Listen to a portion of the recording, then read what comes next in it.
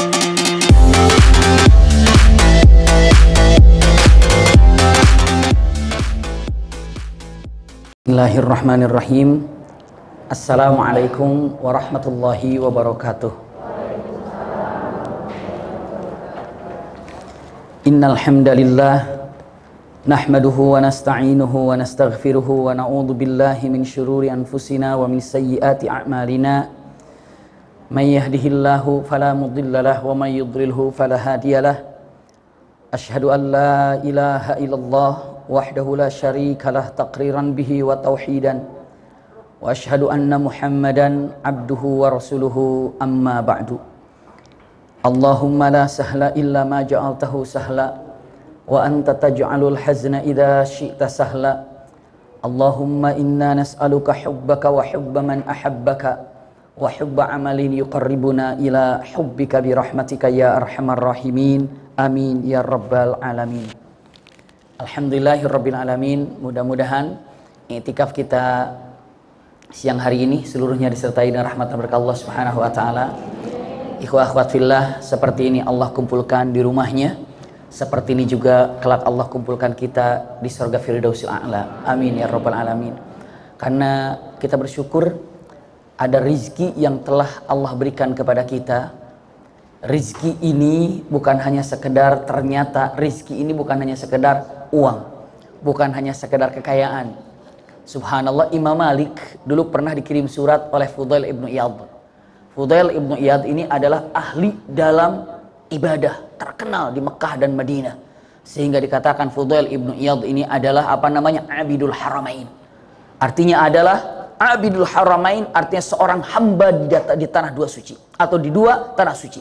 Seorang hamba di dua tanah suci. Karena Masya Allah, ibadah sebulan Mekah, sebulan Madinah. Pokoknya yang namanya Mekah, Madinah itu jadikan tempat ibadah untuk siapa? Fudail ibnu Iyad. Sementara Imam Malik itu kerjaannya adalah belajar, mengajar. Subhanallah. Satu lagi ulama terkenal saat itu Abdullah bin Barak. Abdullah bin Barak itu adalah jihad. Jadi ada 3 ulama terkenal pada zaman itu, yang mana 3-tiganya ini beda di dalam situasi yang ada. Kalau Abdullah bin Mubarak ini adalah jihad. Terus mengumpulkan pasukan-pasukan untuk umat Islam untuk apa? Memerangi orang-orang kafir yang mencoba untuk mengusuhi ataupun mencoba untuk menindas orang-orang mukmin. Itu Abdullah bin Mubarak. Satu lagi Imam Malik bekerja untuk apa? Mencari ataupun memadati majelis taklim untuk mengajar. Mereka begitu. Satu lagi Fudail ibnu Iyad itu adalah ibadah sampai terkenal Abidul Haramain. Abidul Haramain itu kirim surat. Surat yang pertama kepada Abdullah bin Mubarak, yang satu lagi kepada Imam Malik. Intinya beginilah kira-kiranya. Kepada Abdullah bin Mubarak dengan pertanyaan mengatakan, "Ya Abdullah bin Mubarak, kalaulah Anda punya waktu sebentar saja, ibadahlah di tempat ini. Makkah Madinah, sungguh nikmat ibadah di tempat ini."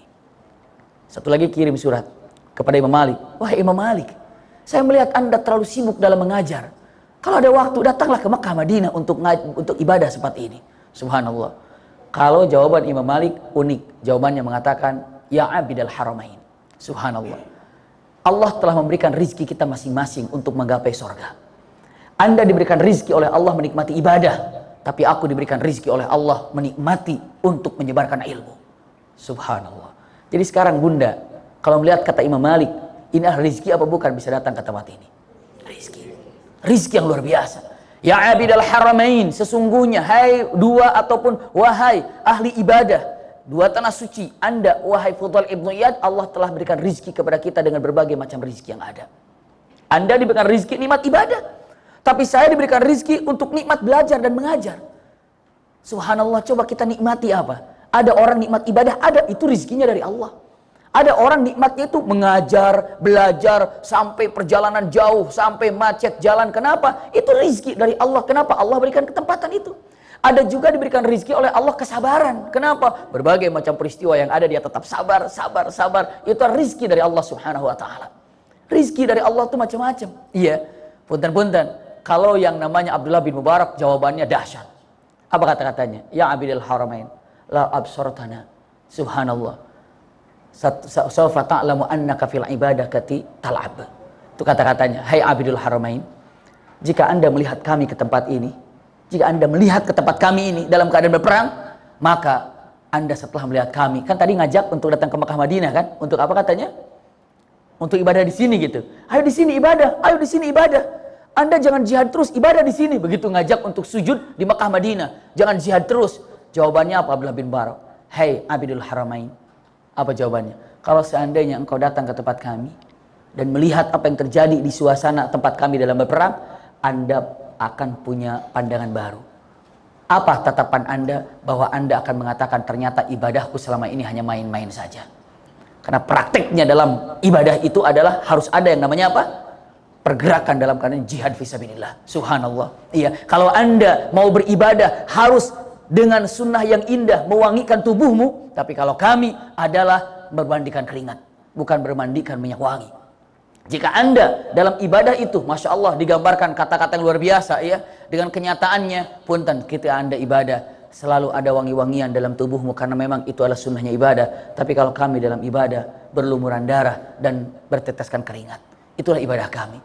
Dan rizkiku adalah senang berjihad, dan rizkimu adalah senang untuk beribadah. Dan rizkinya siapa? Imam Malik senang untuk mengajar. Masya Allah. Jadi rizki itu seperti itu. Tapi tiga-tiganya, baik itu ahli ibadah, baik itu ahli jihad, baik itu ahli majelis ta'lim, tiga-tiganya ada satu hal yang dapat membuat orang seperti itu. Apa? Iman. Jadi rizki yang harus kita pahami, kita nikmati, yang pertama adalah apa ibu bapak? Iman. Rizki kedua setelah kita punya iman apa? Mengenal Allah. Rizki yang kedua itu mengenal Allah. Rizki kedua itu mengenal Allah. Banyak gak orang udah beriman tapi gak mengenal Allah? Ada gak begitu? Ada.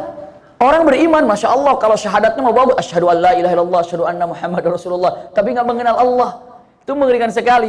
Punten, saya tulis di sini agar tidak hilang untuk ibu bapak tentang apa namanya perkataan ini. Iya, saya di sini sampaikan. Ada sakunya nggak baju ini ya? Umi ada sakunya nggak Mi? Sebelah mana? Oh di sini ya? Oh iya.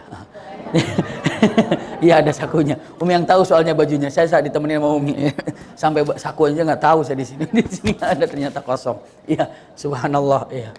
Ya kita tulis di sini bahwa yang dikatakan dengan kalimatnya rizki ini, Masya Allah, kalau tadi kan ada dikasih rizki, dikasih nikmat ibadah, itu rizki dari Allah. Bunda pernah merasakan nikmat ibadah? Ayahanda juga pernah merasakan nikmat ibadah? Itu rizki dari Allah. Jarang loh dapat rizki seperti itu.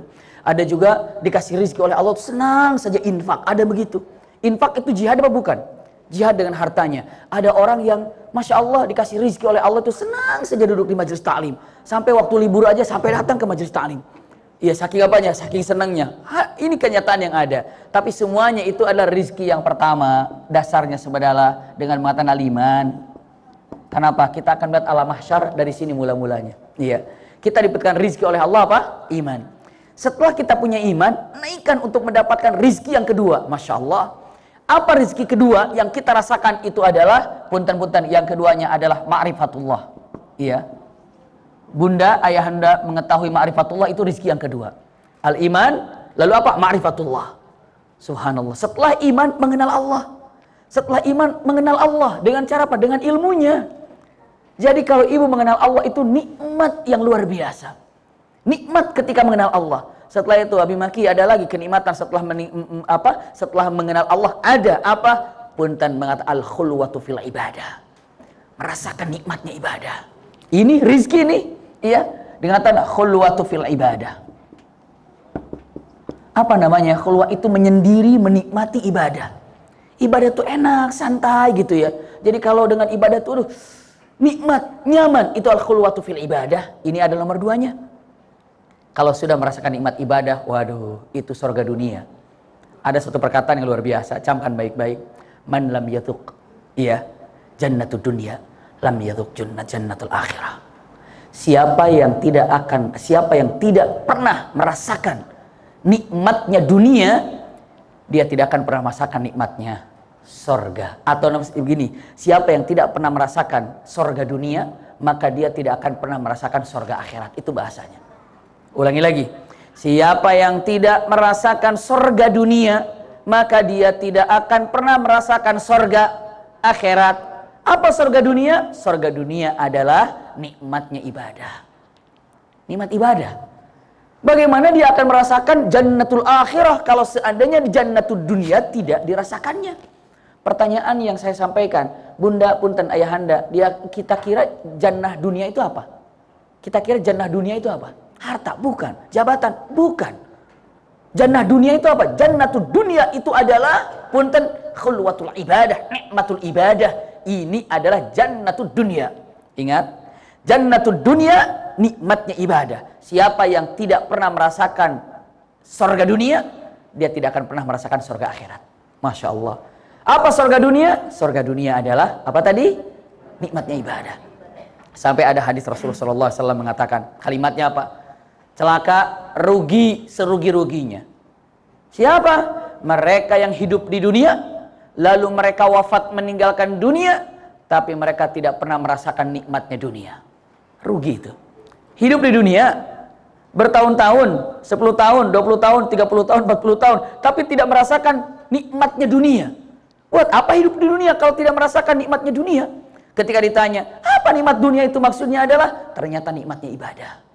Siapa yang belum pernah merasakan nikmatnya ibadah, maka dia sebenarnya orang yang rugi sudah di dunia, nggak bisa merasakan surga dunia. Apa surga dunia? Nikmatul ibadah. Dan aslinya ayahanda bunda, ikhwah akhwat, aslinya kita diciptakan oleh Allah itu untuk apa? Untuk ibadah. Nah, kalau diciptakan untuk ibadah, sementara ibadah saja kita tidak dinikmati, tujuan kita diciptakan untuk ibadah, dan kita tidak menikmati tujuan itu, rugi kan? Rugi. Tapi maki saya tidak pernah merasakan nikmatnya ibadah. Nah, itu nanti kita bahas ada apa sebenarnya ketika tidak merasakan nikmatnya ibadah. Yang jelas punten, ketika tidak merasakan nikmatnya ibadah, berarti kalau lidah yang kita miliki bisa merasakan makanan bermacam-macam kan? Sampai kalau misalnya ayam di depan kita atau ikan di depan kita, ada ikan mas, sama-sama ikan mas, sama-sama setengah kilo. Satu digoreng, satu dipepes, satu di apa lagi maunya? Di apa? Pesmol, satu lagi di apa? Dibakar, dipecak, macam-macam tuh. Wah, beda kalau suka makan, hafal semua makanan ikan ini. Punten bunda, ini 5 ikan, sama-sama ikan mas, cara masaknya beda, kira-kira rasanya beda apa enggak? Kan sama-sama ikan emas, jawabannya cara masaknya beda. Siapa yang merasakan nikmatnya dan merasakan bedanya itu? Lidah. Kalau ada yang bilang, Abi Maki, saya mah semua ikan mau dipepes, mau di spesmol, mau digoreng, mau dibakar, semua sama rasanya. Yang salah ikan apa lidah? Lidah. Kalau saya mah ibadah semua sama aja rasanya. Nah, itulah hatinya yang salah. Ruhnya yang salah. Ruhnya yang salah. Sholat sama bunda, sholat sama. Duhur, asar, maghrib, isya, subuh, sholat gitu-gitu aja. Yang beda hanya rokaatnya saja. Pertanyaannya, apakah beda rasanya duhur dan asar? Sebenarnya beda. Tapi saya mah sama aja. Itu yang salah. Ada apa di situ? Punten aja, di masjid sama di rumah beda nggak rasanya sholat? Beda. Tuh, sehat tuh ruhnya. Iya. Iya, di Masjid Nabawi sama di masjid yang ada di Indonesia beda nggak rasanya? Sehat ruhnya kalau gitu. Masya Allah, begitu tuh. Jadi iya beda rasa, beda. Kalau nggak sehat mah sama aja. Sama aja. Nah sebenarnya ruh itu bisa merasakan seperti itu. Nah kalau ibu sudah, punten, bapak sudah apa namanya ya, sudah bisa merasakan nikmatnya zuhur, nikmatnya asar, nikmatnya maghrib, nikmatnya isya, nikmatnya saum, nikmatnya sedekah. Karena setiap ibadah rasanya beda bunda ayahanda. Beda rasanya. Setiap ibadah itu dengan matan kullu ibadatin lahu laha dzauqun nafs. Setiap ibadah punya rasa yang berbeda, punya rasa sendiri-sendiri. Tidak sama. Nah, punten-punten. Jadi kalau sudah mengenal Allah apa ya? Nikmat ibadah. Kata siapa? Oh, Ibnu Taimiyah udah pernah bilang. Apa kata Ibnu Taimiyah ketika ditanya sama muridnya? Ya Imam, siapa orang yang paling merasakan nikmatnya ibadah? Ya Imam, siapa sih orang yang paling merasakan nikmatnya ibadah? Imam Ibnu Taimiyah mengatakan yang paling merasakan nikmatnya ibadah adalah orang yang paling mengenal Allah Subhanahu wa taala. Masya Allah. Orang yang paling mengenal Allah maka semakin nikmat ibadah. Iya lagi doa saja Subhana rabbiyal a'la. Tahu Allah begitu mengatakan Subhana rabbiyal a'la jelek dalam hati. Kalau nggak kenal Subhana rabbiyal a'la, Subhana rabbiyal a'la, Subhana rabbiyal a'la, begitu saja. Karena mengenal Allah, Rabbi firli warhamni wajburni warfa'ni warzuqni wahdini. Itu mengenal Allah. Tapi kalau nggak mengenal Allah, Rabbi firli warhamni wajburni warfa'ni warzuqni wahdini. Padahal itu doa luar biasa. Itu permohonan apa bukan itu? kalau saya mohon misalnya di sini saya datang sama seseorang, teman saya, sahabat saya lagi perlu sama dia. Taruhlah saya minta mau minjem mobilnya lah, mau minjem motornya lah. Dia duduk, saya bilang saya katakan, Mas maaf saya datang ke sini dalam keadaan sendirian, makanya saya ini perlu mobil sekarang, boleh nggak saya minjem? Kata, kamu mau ngapa? Pelan-pelan bilangnya, dengan rasa, dengan cinta yang ada. Kadang-kadang kita lagi sholat, subhanallah. Kadang-kadang ada punten-punten, ya istilahnya tidak saya salahkan sih, mungkin sudah luar biasa ya. Tapi buat kami kalau doa, silakan doa. Allahumma sholli ala Muhammad wa sallallahu alaihi wasallam. Allahumma inni a'udzubika al-hammi wal hamzi wa a'udzubika al-ajzi wal kasal. Amin, amin, amin. Pernah dengar begitu nggak tuh? Ini ya Allah, ini doa udah akrab banget sama Allah kali ya. Kata Allah, udah tahu, diam, mungkin begitu ya. Tapi ada adabnya di dalam doa tuh kayak apa gitu, penuh dengan cinta, penuh dengan apa, itu kalimat yang ada. Nah punten, kalau sudah punya iman maka dia mengenal Allah, kalau sudah mengenal Allah maka khulwatul ibadah, nikmat ibadah, dan ini sorga dunia. Siapa yang sudah merasakan sorga dunia, dia akan merasakan sorga akhirat. Siapa yang tidak pernah merasakan sorga dunia maka tidak akan pernah merasakan sorga akhirat. Lihat bunda, ayahanda, kalau sudah khulwatul ibadah, Allah akan kasih rizki lagi. Rizki pertama, Allah kasih rizki iman. Alhamdulillah kita sudah semua. Yang kedua, rizki mengenal Allah. Masya Allah. Karena asli hidup itu mengenal Allah. Rizki ketiga, merasakan nikmat ibadah. Rizki keempat, waduh luar biasa lagi. Allah kasih rizki yang terindah. Surga. Jannah. Ini dia nih. Al-Jannah, saya katakan di sini. Ini surga terindah. Dan ini adalah kata-kata yang indah. Ini rizki dari Allah. Orang dapat surga itu rizki dari Allah. Di surga ada dapat rizki lagi nggak? Ada lagi rizki di surga? Ada. Yang terindah, rizki terindah di surga ini adalah ru'yatullah, melihat Allah subhanahu wa ta'ala. Nih, ini sebagai mukaddimah tentang rizki yang sekarang kita dapatkan. Rizki iman sudah ada. Ma'rifatullah sedang terus mencari. Khulwatul ibadah lagi berusaha untuk menikmati ibadah. Nanti Allah akan berikan rizki apa? Surga. Setelah itu nanti Allah akan kasih rizki lagi apa? Yang di sini ada nadratullah apa? An-nadru ilallah. Melihat Allah subhanahu wa ta'ala. Ini yang rizki yang paling top. Udah nggak ada lagi mentok sudah rizki itu. Udah kalau lihat Allah udah selesai. Di surga pasti yang namanya melihat Allah itu di surga. Pasti yang namanya melihat Allah itu di surga, tidak di tempat yang lain, di surga. Semuanya ayatnya wujuhu yauma idzin nadhirah ila rabbiha nadhirah. Subhanallah. Semuanya bunda ayahanda nanti akan melihat Allah subhanahu wa ta'ala di surga. Amin ya rabbal alamin. Dan ini hadisnya luar biasa. Rasulullah SAW sedang duduk bersama para sahabat lalu melihat bulan purnama. Rasulullah mengatakan sataruna rabbakum, kalian nanti di surga akan melihat Allah seperti melihat bulan purnama itu. Maksudnya apa? Bukan Allah seperti melihat bukan Allah seperti bulan purnama, tapi apa? Posisinya Anda bisa melihat Allah tanpa berdesak-desakan. Melihat Allah berdesak. Coba kalau misalnya lagi ada bulan purnama, lagi lihat bulan purnama, sebelah sana saya nggak kelihatan bulan purnama sebelah sana. Begitu nggak kira-kira? Enggak, lagi bulan purnama, lihat aja. Nggak ada orang lihat bulan purnama nggak kelihatan, nggak ada. Atau nyeretnya awas nggak kelihatan bulan purnama, itu mah error orang kayak gitu. Orang lihat bulan purnama di mana aja bisa dilihat bulan purnama. Yang di Tasikmalaya bisa lihat bulan purnama, di Bandung bisa lihat bulan purnama, ya. Yang di mana, yang di Jakarta, yang di Depok bisa lihat bulan purnama tanpa berdesak-desakan. Anda melihat Allah tuh posisinya seperti itu. Ibu tahu, ayahanda bunda tahu, masya Allah, luar biasa. Begitu Allah subhanahu wa ta'ala bertanya kepada ahli jannah setelah selesai yang di neraka pindah ke surga, ini semuanya nih nazar ilai, ini nikmat yang terindah. Allah tanya, ya ibadi is'aluni, kata Allah, hai hamba-hambaku, minta padaku apa yang kau inginkan, apa yang kau inginkan. Semua ahli surga mengatakan, ya Rabb irdina, ridhai kami Allah, aku hanya ingin ridhamu. Allah jawab, ya ibadi law ma raditukum ma askantukum huna, hai hamba-hambaku, seandainya aku tidak ridho kepadamu, mustahil engkau berada di tempat ini. Aku tempatkan di sini karena aku ridho kepada kalian. Is'aluni, minta yang lain padaku, ayo minta lagi, apa. Lalu orang-orang ahli surga mengatakan, ya Rabb, waladaika mazid, dan itu dalam Al-Quran, waladaina mazid. Bukankah dalam Al-Quran kau mengatakan waladaina mazid? Apa ladaika itu ya Allah? Dan kata Allah, dan ahli surga bagiku ada sesuatu yang akan aku berikan lagi kepada kalian. Bonus rezeki yang indah. Apa sesuatu itu ya Allah? Kan dalam Al-Quran, waladaina mazid. Wa ma ladaika ya Allah. Dia jawab mengatakan Allah Subhanahu wa taala, silahkan apa yang kau inginkan. Aku masih banyak. Apa kira-kira? Lalu semua menjawab mengatakan, ya Rabb, arini wajhak, perlihatkanlah wajahmu yang mulia. Perlihatkan engkau yang mulia. Selama ini di dunia aku sholat, aku puasa, tanpa melihat wajahmu, sekarang aku ingin melihat siapa engkau dan bagaimana engkau ini. Maka Allah katakan, baik, lihatlah ke sini. Maka semua memandang Allah Subhanahu wa taala dan Allah memperlihatkan wajahnya sambil mengatakan kalimat yang indah, Assalamualaikum ya ibadi. Subhanallah. Dan kita semuanya melihat Allah dan sambil menjawab. Tahu jawabannya? Bukan waalaikumsalam warahmatullahi wabarakatuh, bukan gitu benar. Iya.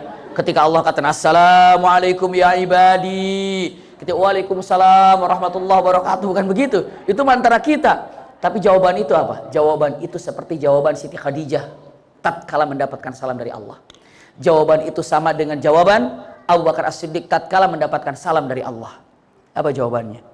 Begitu Allah kata Assalamualaikum ya ibadi, semua menjawab dengan kata-kata serentak, Allahumma antas salam wa minkas salam wa ilaika ya'udus salam. Hafal itu kan? Wah, pasti ngelihat Allah kalau gitu mah. Kalau nggak hafal gimana itu? Tapi nanti insya Allah hafalkan. Ini kalau jadi imam, kalau imam setelah sholat baca apa itu? Baca Allahumma antas salam nggak? Iya. Ibu habis sholat baca apa? Allahumma antas salam apa enggak? Kenapa? Karena itu indah sekali. Allahumma antas salam wa minkas salam wa ilaika ya'udus salam. Itu harus diperhatikan itu. Kita juga habis sholat Allahumma antas salam wa minkas salam. Ibu bapak simak baik-baik. Kalau ada imam habis sholat selesai, imam Assalamualaikum warahmatullahi, Assalamualaikum warahmatullahi, imam langsung pergi apa duduk dulu? Ibu kenapa tahu imam itu duduk dulu kenapa? Bapak tahu kenapa imam itu duduk dulu? Nggak tiba-tiba keluar. Memang sunnah, benar sunnah itu. Baik itu sunnah, tapi ada hal yang luar biasa. Ibu bapak, begitu sudah salam, imam masih duduk di tempatnya, itu pintu langit yang 7 terbuka oleh Allah Subhanahu wa taala nunggu, hei yang lagi sholat kamu minta apa? Selagi imam masih di situ, pintu langit itu terbuka. Masya Allah.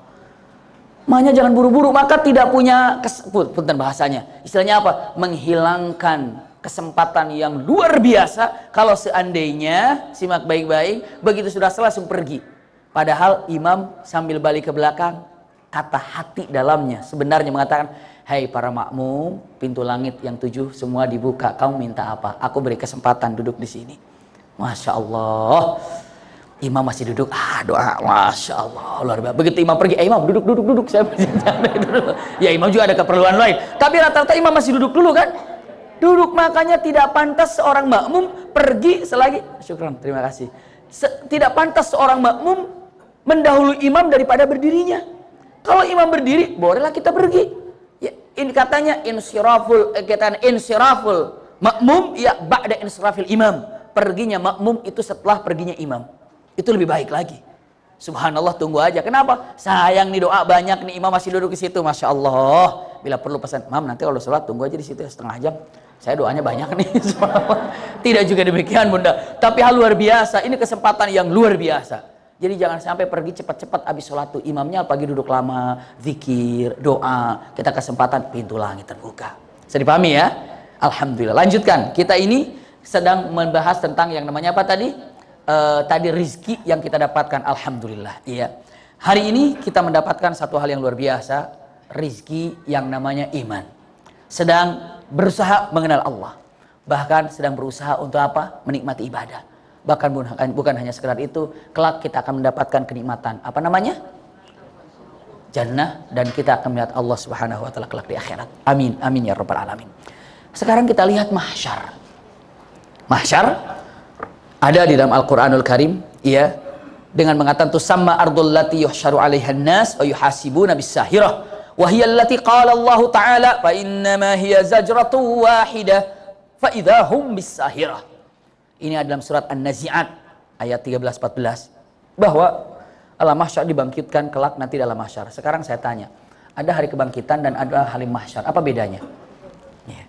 Apa bedanya hari mahsyar dengan hari kebangkitan? Apa bedanya? Hari bangkit dan hari mahsyar, yaumul ba'ats dan hari mahsyar. Kira-kira ada yang bisa membedakannya apa coba? Bangkit dari kubur, terus kemana habis bangkit?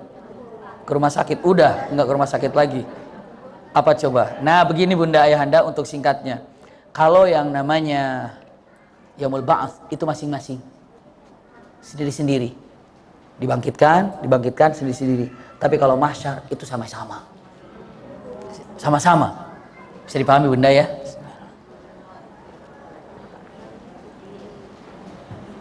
Itu yang indah ketika melihat kalimat mahsyar. Sebenarnya bagi orang beriman itu nikmat dan nyaman sekali. Namun yang jelas di sana akan dibangkitkan dalam tiupan sangkakala satu saja, maka semua bangkit. Bangun. Sampai punten Rasulullah mengatakan bangunnya bangkitnya manusia saat itu, camkan baik-baik, seperti semut yang rame-rame keluar dari lubang itu. Jadi kalau semut keluar brrrr, seperti itu, brrrr, banyak sekali. Dan manusia bangkit kelak seperti itu bangunnya. Dari mana? Ujbud dzanab. Apa ujbud dzanab ini? Tulang ekor. Tulang ekor manusia ini, iya, itulah dari situlah dibangkitkan. Manusia dibangkitkan dari tulang ekor itu, bangkit dan bangunlah dan menyebarlah. Mahsyar, subhanallah. Nanti kita bahas sebentar lagi, ya. Subhanallah. Dalam Al-Qur'anul Karim, tadi saya gambarkan dalam surat apa tadi? An-Nazi'at. Ada lagi dalam Al-Qur'anul Karim. Ini firman Allah Subhanahu wa taala surat Maryam ayat 85 86. Untuk mengetahuinya agar ibu bapak melihatnya, ya. Wa fi syu'bil iman anna nabiy sallallahu alaihi wasallam qala yahsyurun nas yaumal qiyamati ala ardil bayda dan manusia akan dibangkitkan bersama-sama. Kalau sudah yuhsyar dibangkitkan sama-sama. Kalau yub'ats dibangkitkan sendiri. Kalau yuhsyar dibangkitkan apa? Sama-sama. Sama-sama dibangkitkan semua dari ujung sampai akhir manusia itu dibangkitkan semuanya. Yuhsyarun nas ala ardil bayda. Punten di tempat yang ada dikatakan bersih putih, ada yang mengatakan saking ratanya, nggak ada apa-apanya, lurus semuanya, rata semuanya, lebih rata daripada muka kita. Kalau kita masih ada gerinjil-gerinjilnya, ini rata. Entah berapa, waduh nggak tahu berapa maksudnya berapa lebar panjangnya kita nggak tahu. Yang jelas semua manusia kumpul di situ, mahsyar. Subhanallah. Dalam Al-Qur'anul Karim firman Allah, A'udzubillahi minasyaitonirrajim. Yauma nahsyurul muttaqina ila rahmani wafda. Ya. Di sini digambarkan kalimatnya. Ingatlah hari ketika kami mengumpulkan orang-orang yang takwa kepada Tuhan yang Maha Pemurah sebagai putusan yang terhormat. Maksudnya apa? Ini adalah orang-orang bertakwa dibangkitkan di alam mahsyar. Kenapa? Kenapa dibilang terhormat? Karena orang-orang takwa yang pernah saya sampaikan di pertemuan yang lalu, apa artinya takwa? Masih ingat kan? Insya Allah semua lupa. Iya, yang takwa itu seperti apa? Namun akan dibangkitkan dalam keadaan terhormat. Ya, wa nasuqul mujrimina ila jahannama wirda. Apa kalimatnya? Dan kami akan menghalau orang-orang yang durhaka ke neraka jahanam dalam keadaan dahaga. Subhanallah. Jadi saat di alam mahsyar ini semua dibangunkan, orang muslim dibangunkan dalam keadaan mulia. Orang kafir, boleh bilang kafir di sini? Boleh, ya. Iya. Boleh ya. Dan orang kafir dibangkitkan dalam keadaan punten didorongnya ke neraka dalam keadaan dahaga. Subhanallah, ngeri itu. Mahsyar. Demikian sangat mengerikan sekali. Pertanyaan yang ingin saya sampaikan punten. Jadi Abi Maki nanti di alam mahsyar semua dibangunkan. Orang mukmin bangun. Orang kafir bangun. Orang mukmin dibangunkannya untuk apa? Dimuliakan. Orang kafir dibangunkannya apa? Untuk dihinakan. Subhanallah, alhamdulillah kita mau orang beriman. Alhamdulillah orang beriman. Subhanallah. Orang kafir dihinakan. Sejak kapan? Sejak di dunia juga sebenarnya sudah dihinakan oleh Allah Subhanahu wa taala. Karena apa? Karena tidak mau menerima kebenaran yang ada. Punten, ketika kita menyebutkan kafir tidak ada kebencian dalam hati kita. Malah yang ada kalau kita melihat orang kafir itu kasihan. Kasihannya kenapa? Kasihan ya. Setelah ada kasihan, doakan dia. Tidak ada Islam mengajarkan ketika menyebutkan kafir itu harus dengan kebencian. Ketika mengatakan innalladzina kafaru tiba-tiba harus melotot tajam gitu, enggak. Kalau jadi imam enggak, tapi ya, benar-benar kafir itu justru dengan kecintaan. Kenapa? Aduh, mudah-mudahan dapat hidayah. Karena Islam ini tidak pantas pun bahasanya ya. Tidak layak seorang mukmin kecuali ketika jumpa dengan seorang mukmin lagi lempar dengan doa. Ketika jumpa dengan orang kafir pun lempar dengan doa. Bedanya apa? Kalau orang mukmin mendoakan orang mukmin bisa mendoakan tentang akhirat, misalnya, ya Allah kasihan dia ya, semoga sabar dan kesabarannya bernilai pahala di sisi Allah, itu bisa. Tapi begitu orang kafir, bisa nggak? Semoga kesabarannya dinilai pahala oleh Allah. Nggak bisa. Makanya paling mantap bagi orang kafir itu dengan cinta kita doakan. Ucapannya apa? Semoga dia dapat hidayah. Iya, semua dapat hidayah. Apalagi kalau melihat foto yang nembak di New Zealand itu, ada yang sayang nggak sama mereka kira-kira? Bisa nggak mendoakan dia gitu? Susah ya. Iya, sebel banget ya. Tapi bagusnya doain, doain. Biar apa? Biar dapat hidayah. Siapa tahu iya kalau dia dapat hidayah. Masya Allah luar biasa bunda. Ada yang namanya Tulaihah ibnu Khuwailid al-Usdi. Ini orang mukmin. Habis itu dia itu murtad, iya. Dan perang di zaman murtad itu dan membunuh Ukasah. Setelah itu apa? Di zaman Umar dia Islam lagi. Lalu setelah itu Umar bin Khattab bertanya, sungguh aku sangat tidak menerima. Dalam hatiku kamu bisa Islam lagi. Terus lagi kamu nggak nyadar apa kamu ini telah membunuh sahabat Nabi Ukasah yang ahli surga itu? Apa jawaban Tulaihah? Dia belum mengatakan, ya Umar, kalau aku jumpa dengan Tulaihah, atau kalau aku ini jumpa dengan Ukasah menjadi terhormat mati syahid dan mendapatkan gelar mati gara-gara aku sebenarnya. Kenapa? Karena aku telah membunuhnya.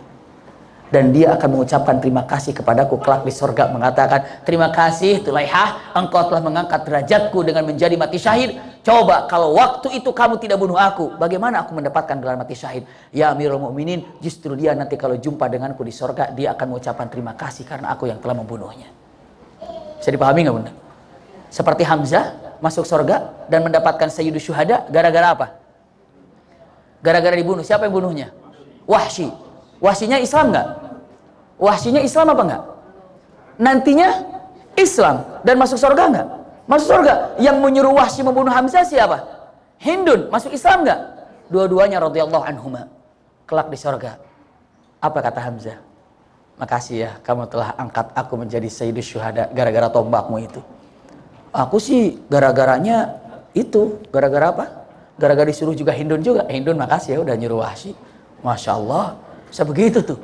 Dan sekarang ini, seandainya orang itu yang nge-brandel di New Zealand itu masuk Islam, lalu hasuna Islamu, terus perbaiki Islamnya, terus hebat, taat, masuk surga, kira-kira ketemu nggak sama orang ditembak di masjid itu? Ketemu. Kita doakan dia agar menjadi iman kan? Luar biasa. Kalau ketemu nanti orang-orang yang di masjid itu mengatakan, oh kamu yang nembak aku, makasih ya. Aku sekarang sudah mati syahid semuanya. Iya, makasih ya. Iya, sama-sama. Terus dia bilang, kok kamu bisa masuk Islam sih? Iya, alhamdulillah saya masuk Islam dan saya menjadi ahli surga. Gara-gara apa? Didoain itu sama Masjid Al-Hakim. Oh gitu? Kalau gitu, malaikat tolong Masjid Al-Hakim semua jamaahnya masukin ke surga juga karena mendoakan dia. Masya Allah. Tapi udah doain belum orangnya? Yang ada ngeliat wajah, kurang ajar ini semua. Padahal kita itu tidak ada kebencian kepada siapapun. Yang ada tuh lemparin dengan doa, doa, doa. Kenapa dakwah Rasulullah tidak pernah ada kebencian? Rasulullah itu nggak pernah benci siapapun yang didakwahi Rasulullah. Dasar itu cinta dan cinta dan cinta. Kenapa Rasulullah sukses dalam dakwah? Cinta, nggak ada kebencian. Tidak ada saling hujat, menyalahkan sana sini, sana sini. Masya Allah, itulah cinta yang ada dalam berdakwah. Cinta yang ada dalam dakwah itu demikian adanya.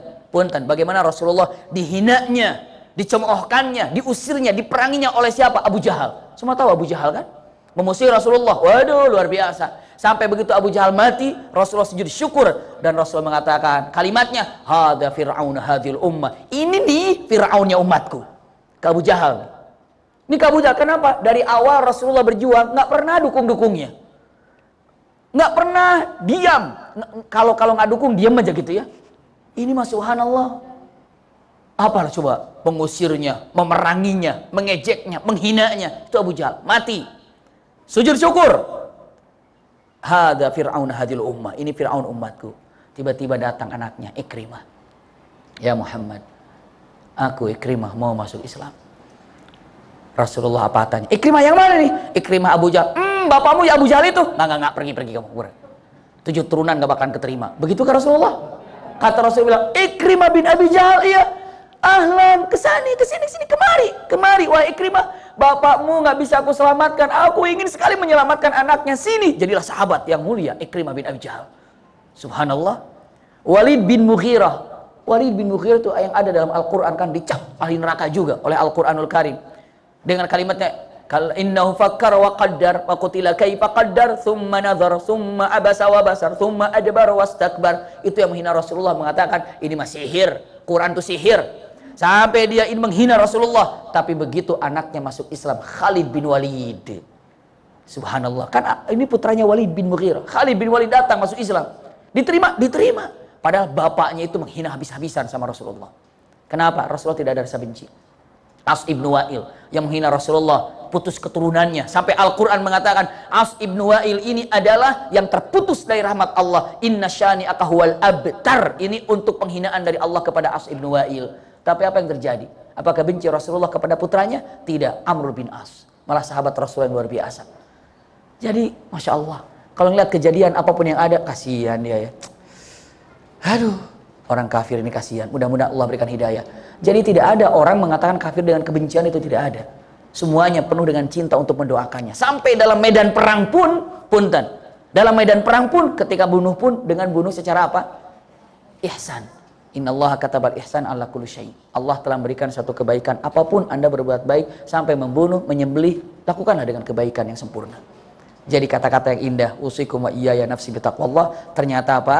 Sekali lagi kita kembalikan, Allah bangkitkan di alam mahsyar orang mukmin untuk dimuliakan dengan kemukminannya, karena iman itu rizki yang Allah berikan tadi.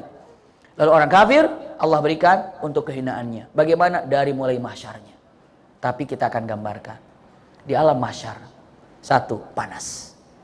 Belum pernah disampaikan di sini kan? Panas luar biasa. Waduh, panasnya luar biasa. Sampai diperkirakan para ulama mengatakan saking panasnya, ada yang mengatakan seperti 9 jengkal dari sini matahari. Saking apanya? Saking panasnya. Bahkan dengan mata saking panasnya di situ juga, waduh, udah nggak terasa bagaimana, nggak bisa dibayangkan bagaimana panasnya. Satu, panas. Yang kedua, punten, gelapnya luar biasa. Saking gelapnya itu di sini nggak bisa kelihatan, tangan tuh nggak bisa kelihatan, gelap, panas, gelap. Yang kedua, berdesak-desakan. Dada nempel dengan punggung orang lain, nempel. Punggung kita nempel dengan dada orang lain. Ini kita nempel dengan bahu, ini nempel dengan, nggak bergerak dengan susah payah bergerak demikian. Bukan hanya sekedar itu, subhanallah, tenggelam dengan air keringat. Guriqa bil ma, tapi air keringat. Sampai ada orang yang harus begini. Kenapa? Karena air keringat di sini. Kalau nggak begini, nanti masuk ke hidung. Subhanallah. Dan ada yang tenggelam dengan air keringat. Ada yang tenggelam dengan air keringat. Bahkan ada yang kecil wujudnya seperti semut. Dia terinjak-injak di situ dan nggak ngerasa kalau orang menginjaknya. Dia teriak-teriak, ya Allah, kenapa aku jadi kecil begini?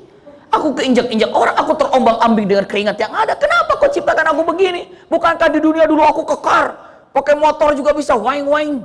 Pakai mobil yang gede juga bisa. Tapi sekarang apa? Subhanallah, tubuhku jadi kecil. Dan sampai orang menginjakku aja nggak sengaja. Maksudnya apa? Nggak terasa. Jawaban Allah. Ini salah satunya contohnya. Allah katakan, dulu kamu sombong sih, suka menghina orang tanpa ngerasa kalau orang itu dihina sama kamu.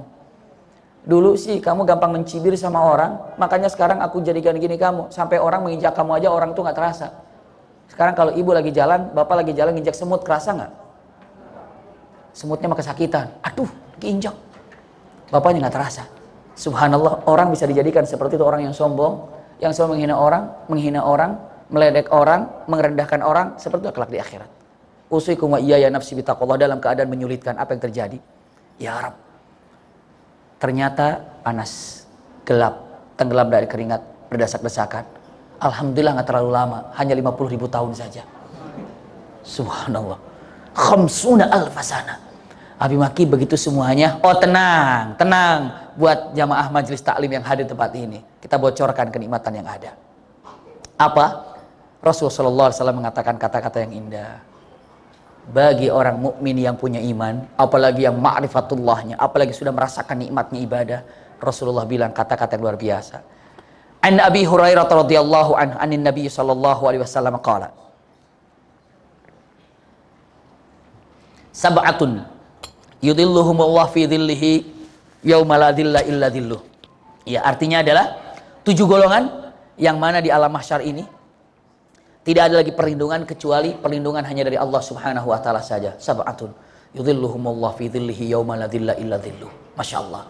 Dijamin Orang lain kepanasan, orang lain berdesak-desak, orang lain kepepet dengan orang lain berdesak-desakan, orang lain tenggelam dengan air keringat kepanasan lama 50.000 tahun. Santai, tenang. Kenapa? 7 golongan ini santai. Insya Allah kita semuanya masuk dalam 7 golongan ini. Kalau nggak 7-7-nya, ada 6 aja. Nggak ada 6, 5 aja. Nggak ada 5, 4 aja. Nggak ada 4, 3. Nggak ada 3, 2. Nggak ada 2, 1. 1 juga selamat. Masya Allah. 1 aja selamat. Kalau dibilang matan 1 aja bisa selamat, ya betul, 1 aja bisa selamat. 1 aja bisa selamat. Mudah-mudahan ibu akan mikir, bapak, mudah-mudahan 1 aja nggak apa-apalah saya ini. Iya, lihat pertama. Sab'atun yudhilluhumullahu fi dhillihi yauma la dhilla illa dhilluh. 7 golongan yang ketika di alam mahsyar panas dia tidak kepanasan. 7 golongan ketika di alam mahsyar dia berdesak-desakan, dia tidak berdesak-desakan. Dia ini dalam keadaan tenggelam dalam keringat, mereka tidak. Mereka tenggelam, dia tidak. Mereka panasan, dia tidak. Siapa mereka? 1. Imamun adil. Masya Allah, imam, pemimpin yang adil. Subhanallah, pemimpin yang adil. Kenapa dikatakan pemimpin yang adil? Camkan baik-baik dan simak baik-baik. Kenapa? Karena imam yang adil ini luar biasa. Imam adil, makna daripada imam adil. Kalau imam itu pemimpin, kalau adil apa? Adil. Biar lebih enak, saya tanya sama bunda ayahanda, lawannya adil apa? Tidak adil. Enak banget gitu, adil tidak adil. Zalim, iya. Zalim bunda, adil tidak adil. Pendek tidak pendek. Putih tidak putih, pakai tidak semuanya.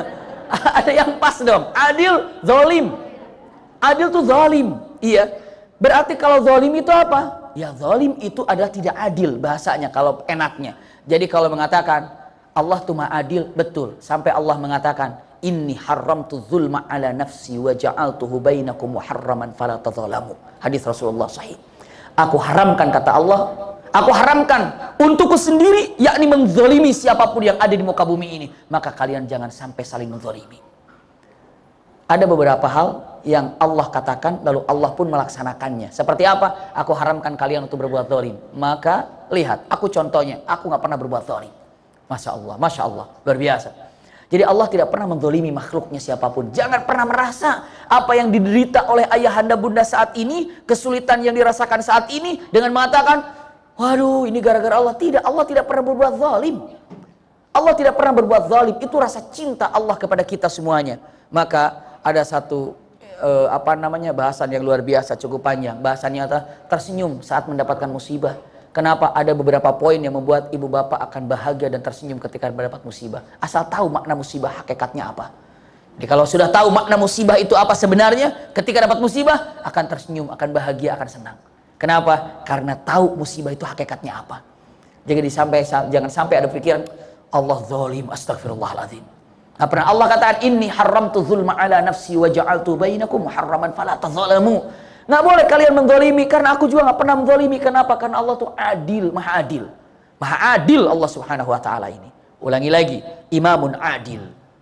Yang menempatkan sesuatu pada tempatnya. Yang tidak pernah berbuat zalim. Ada yang bertanya sama saya, mungkin mengatakan, Abi Maki, kan itu imam pemimpin ya. Alhamdulillah saya bukan pemimpin. Siapa bilang Anda bukan pemimpin? Suami pemimpin bagi keluarganya. Istri juga pemimpin bagi anak-anaknya. Saya belum nikah, belum apa. Anda pemimpin bagi anggota Anda sendiri. Tangannya pimpin dengan hati. Matanya pimpin dengan hati. Kakinya pimpin dengan hati. Maka maknanya adalah seseorang. Kalau banyaknya kan imamun adil. Kalau Anda tidak biasa menjadi imam, padahal Anda jadi imam untuk diri sendiri. Siapa imamnya? Hati kita. Kalau hatinya baik, maka akan mengarahkan anggota tubuhnya.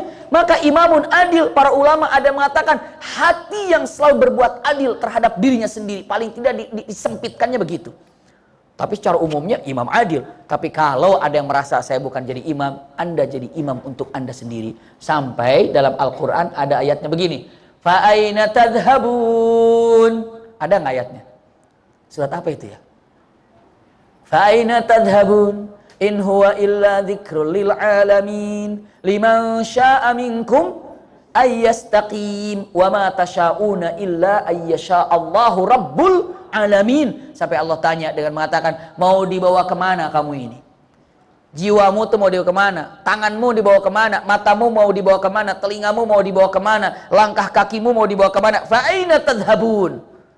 Siapa yang jadi imamnya? Berarti ada yang bawa. Siapa? Hati kita sendiri, nurani kita. Maka kalau ditanya mengatakan, paling tidak kita bisa menjaga diri sendiri, mengarahkan diri sendiri mau kemana. Kalau misalnya kata-kata, ya Allah, Engkau berikan nikmat kepadaku yang berbagai macam, tidak bisa kami hitung, saya akan gunakan nikmat ini sesuai dengan apa yang Engkau inginkan. Itu sudah adil. Kan nggak adil, Allah yang kasih nikmat, lalu nikmatnya digunakan maksiat sama kita. Adil apa enggak tuh? Tidak adil. Tidak adil. Sekarang yang kasih mata siapa? Allah, terus matanya digunakan untuk maksiat. La haula wala quwata illa billah. Nggak adil. Allah kasih rizki, rizkinya dibuat maksiat, nggak adil. Apa coba? Jadi kalau mau jadi imam adil, paling tidak untuk sendiri, apa yang Allah berikan kepada kita, gunakan sesuai dengan apa yang Allah inginkan. Kan aneh kita mah, Allah berikan segala sesuatu kepada kita, malah yang diberikan oleh Allah kita gunakan di luar keinginan yang Allah inginkan. Boleh maksiat? Dulu pernah kan ada seorang yang bertanya kepada, kalau tidak keliru bertanya kepada Hasan Al-Basri, dia mengatakan, ya Imam, boleh saya berbuat maksiat? Cukup banyak jawabannya, salah satunya dengan mengatakan, boleh, asal jangan menggunakan nikmat yang Allah berikan kepadamu. Silakan kalau maksiat, jangan gunakan maksiat nikmat yang Allah berikan kepadamu. Kalau kamu mau menggunakan maksiat mata, jangan gunakan mata yang datang dari Allah. Gunakan mata lain, made in Jepang kayak made in mana? Ada nggak mata made in mana gitu? Nggak ada. Nah, mata dari Allah digunakan maksiat, nggak adil. Telinga dari Allah digunakan maksiat. Nah, kalau mau pakai maksiat telinga, jangan pakai telinga ini. Kalau mau ghibah, jangan pakai lidah yang ini, bikin lidah lain. Kan lidah dari Allah. Iya. Kalau mau gunakan maksiat mata, jangan mata yang ini. Kenapa? Astagfirullahaladzim. Nggak bisa. Ya iya, makanya tidak ada orang berbuat maksiat kecuali maksiat itu digunakan dengan nikmat hasil pemberian Allah. Anda melakukan hal itu, Anda tidak adil. Jadi kata-kata imam adil, kalau ada yang merasa saya kan bukan pemimpin. Waduh, kalau pas-pasnya memang imam adil, pemimpin yang adil. Maksudnya apa? Ya, ciri-ciri yang sangat indah. Punten kalau sudah adil, tenang hidupnya kemanapun juga. Sambut dengan kecintaan masyarakat yang ada. Kalau ibu jadi RT adil, Masya Allah. Jadi suami adil, jadi RW adil, nyaman. Umar bin Khattab. Apa coba? Datangi bangsa Romawi, utusan datang ke sana mau jumpa dengan Umar bin Khattab. Begitu datang dengan pakaian yang luar biasa, dia tanya, aku mau jumpa dengan raja kalian. Kata orang-orang mukmin di Madinah, kami nggak punya raja. Terus pimpinan kamu siapa? Amirul Mukminin. Siapa namanya? Amirul Mukminin Umar bin Khattab. Ya sudah, saya pengen ketemu. Mana istananya? Dia nggak punya istana. Terus di mana sekarang ini? Dia sekarang ada di kebun kurma. Pikirannya, oh lagi menikmati kebun kurma ini, lagi makan-makan lagi. Mana kebunnya? Sebelah sana. Dia masuk ke kebun kurma itu dengan kudanya, dengan berbagai macam kekayaannya. Dia jalan, tek, sambil lirik kanan, lirik kiri, terus sampai ke ujung kebun kurma, nggak nemuin orang. Dia balik lagi. Masyarakat yang ada, sini, kamu kan yang nunjukin kami katanya Umar ada di kebun kurma. Iya. Nggak ketemu, nggak ada di situ. Amirul Mukminin nggak ada. Ada orang di situ dia, nggak ada. Ada. Saya barusan dari sana nggak ketemu, cuma ngelihat satu orang tukang kebun lagi tidur. Subhanallah. Itu Umar. Hah? Itu Umar. Amirul Mukminin, pemimpin umat Islam yang apabila disebut namanya di Raja Romawi aja bergetar. Apabila disebut namanya di Persia, orang Persia aja bergetar. Apabila disebut nama Umar di dunia ini semua bergetar. Kenapa? Karena takut dan keadilannya luar biasa. Jadi yang tidur itu bukan tukang kurma, bukan, itu Umar. Datang lagi tidur sendirinya. Dia duduk, nggak berani membangunkan. Apa kata raja? Kata-kata utusan Romawi itu.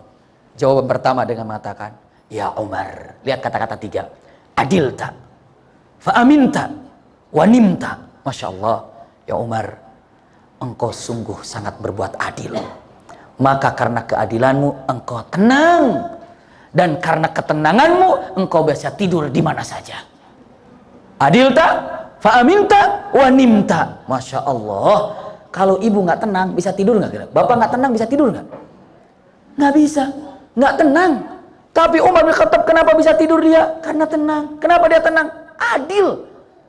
Jadi kalau dikatakan imamun adil, tenang hidupnya. Oh, ternyata bukan hidup di dunia tenangnya, di akhirat juga tenang. Kenapa? Adil. Masya Allah. Maka tadi orang menjadi pemimpin sebenarnya ini adalah kalau dia adil dan hebat, rizki dari Allah Subhanahu wa ta'ala. Gunakan kepemimpinan itu dan keadilan yang sebenar-benarnya. Imamun adil, Masya Allah. Kata ibu, wah saya banget kayaknya nih. Kata bapak, saya banget kayaknya udah adil nih. Dari rizki yang Allah berikan, kenikmatan mata, kenikmatan istri, kenikmatan suami, kenikmatan anak, semua sudah ada di jalan Allah Subhanahu wa ta'ala. Masya Allah. Imamun adil. Ada yang bilang, Abi Maki kayaknya nggak masuk nih satu. Nggak saya. Coba yang nomor dua, punten. Tapi semua yakin insya Allah imam adil semuanya. Amin. Yang kedua, ya, dikatakan syabun nasya'a fi ibadatillahi ta'ala. Seorang pemuda atau pemudi yang tumbuh. Tumbuh dengan apa? Cinta, semangat beribadah pada Allah Subhanahu wa ta'ala. Syabab. Kalau dikatakan syabab itu ya 33, 17, 33, 17 sampai 33 itu syab. Nasya'a fi ibadatillah, semangat dalam ibadah pada Allah. Rajin tahajud, rajin duha, rajin majelis ta'lim, syab. Masya Allah. Kalau para ulama mengatakan syabab, itu diperkirakan dari 17 atau 18, bahkan yang mengatakan dari 23, tapi yang jelas sehari sekitar itu 17 masih dikatakan fata, 18 fata. Taruhlah sekarang kalau dibilang misalnya, ambillah dari 18 misalnya ya, sampai 33. Syab, itu pemuda. Nasya'a fi ibadatillah, rajin ibadah, rajin ngajinya, rajin majelis ta'limnya, syab. Punten, karena waktu-waktu itu sedang gencar-gencarnya apa? Lagi sedang-sedangnya berbuat apa itu? Maksiat. Atau malas-malasnya ibadah, senang-senangnya main, tapi kenceng ibadahnya di situ. Waduh, ini adalah apa? Selamat dari alam mahsyar. Kata ibu bapak, wah Abi Maki lewat saya. Saya udah 40 sekarang ini. Saya mau udah 50. Masih bisa ngeraih itu? Masih. Gimana caranya? Banyak anak-anak muda, anak kita sendiri mungkin, anak keluarga, teman-teman yang punya anak, yuk bikin komunitas anak-anak muda ini, anak-anak SMA nih. Untuk apa? Ikat dengan majelis taklim cinta kepada Allah dan Rasul dengan gaya-gaya yang ada, luar biasa. Subhanallah. Ada dakwah-dakwah anak muda itu kreatif banget gitu, kreatif banget. Ada satu, saya nggak tahu, lupa ya namanya, satu komunitas anak-anak muda. Saya juga, kita banyak juga di komunitas-komunitas anak muda, tapi ada satu komunitas yang luar biasa. Mau acara gitu ya buat Ramadan nanti, ya, untuk syuting gitu. Oh boleh. Bahasannya apa?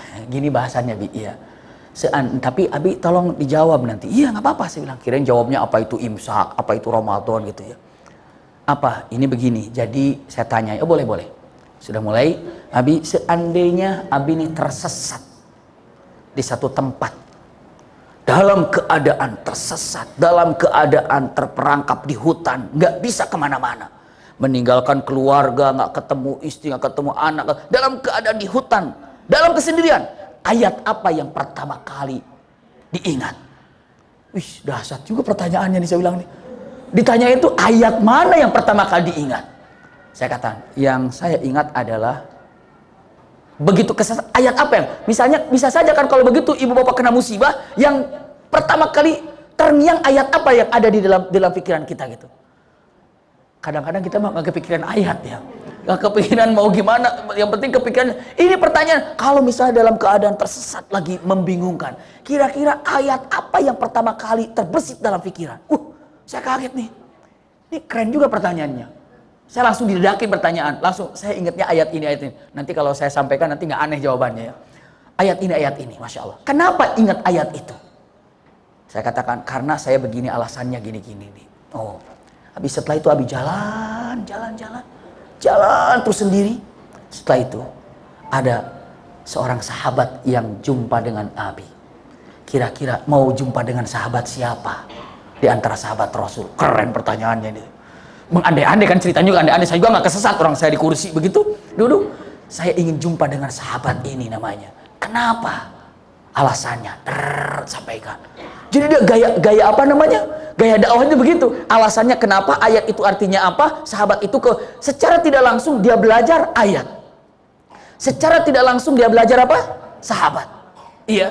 Subhanallah, ini gaya anak muda sekarang ini kreatifnya luar biasa. Masya Allah. Nah, kalau sekarang ibu bapak Abi maki, saya udah lewat. Siapa bilang? Masih bisa bergerak? Masih. Besarkan anak kita untuk menjadi pemuda itu. Man dalla ala khairin falahu ajru ka ajri fa'ilihi. Ingat itu.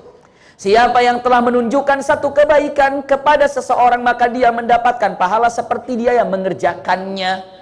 Ibu bapak memfasilitasi anak-anak muda, ayo kumpul. Pemimpinnya, bapaknya udah usia 40 tahun. Ibunya juga 45 tahun. Bapak 45 tahun, 50 tahun, yuk kumpulkan untuk anak-anak muda. Komunitas anak muda, dicintai, disayangi, datangkan alim, datangkan kiai, datangkan ustaz, terus difasilitasi.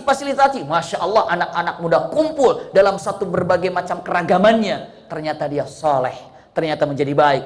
Bayangkan aja, 100 pemuda, ya Rob, ibu mendapatkan, bapak mendapatkan 100 pahala pemuda. Selamat di alam mahsyar. Ketika diangkat, ya Allah, kenapa saya ini? Kok jadi selamat di alam mahsyar? Enak sekali di kelas VIP ini, orang lain kepanasan, enggak, saya enggak. Orang lain dalam keadaan kegelapan, saya enggak. Pahala apa? Kamu termasuk syabun nasyafi ibadatillah. Pemuda, perasaan saya sadar aja baru 40 tahun. Syab itu kan 33 ke bawahnya. Karena kamu memfasilitasi anak-anak muda. Masya Allah. Luar biasa. Syabun nasyafi ibadatillah. Imamun adil, bisa? Bisa. Syabun nasyafi ibadatillah, bisa? Insya Allah bisa diraih. Nomor berapa sekarang? Biar selamat di alam mahsyar. Yang ketiga adalah, Masya Allah, warajulun qalbuhu mu'allakun fil masajid. Laki-laki atau perempuan yang hatinya mau tua mau muda, qalbuhu mu'allakun bil masajid. Hatinya terpaut sama masjid. Duduk di masjid, Masya Allah. Saya pertama kali kesini waktu itu kajian, ini masih belum ada kacanya.